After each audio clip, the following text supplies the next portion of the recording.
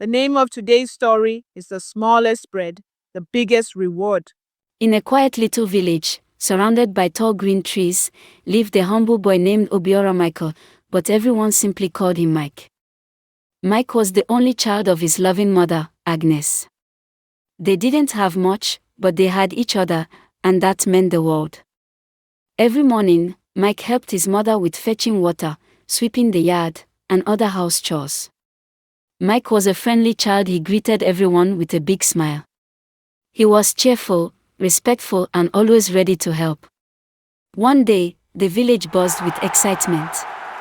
A kind man named Mr. Bright, a rich philanthropist, came to share food and gifts with the poor.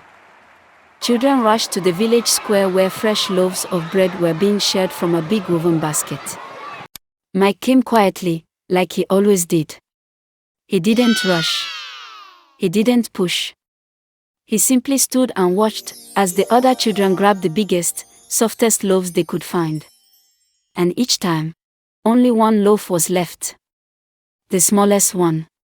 Sometimes squashed. Sometimes a bit hard.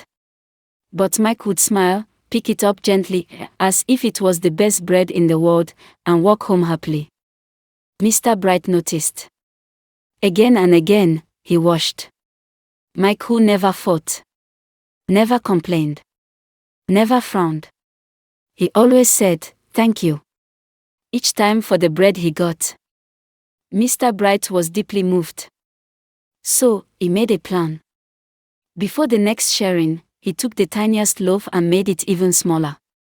Then, he gently placed an envelope inside. Inside was a blank check. It read, "To Mike, write down anything you need, and I will provide it." He placed the tiny loaf at the bottom of the basket. He knew Mike would pick it, because Mike always picked what was left behind. That day, the children rushed again. Big breads flew into happy hands, until only one loaf remained. Mike stepped forward, smiling, and took the last one. He tucked it under his arm and walked home. Mr. Bright followed quietly, without being seen.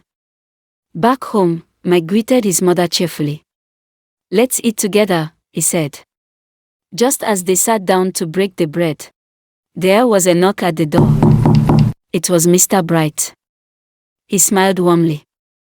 "Mike," he said, "I've been watching you.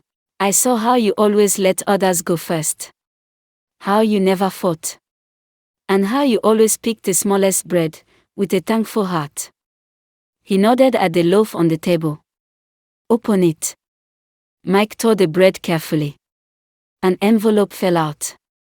Inside was the check. And a note.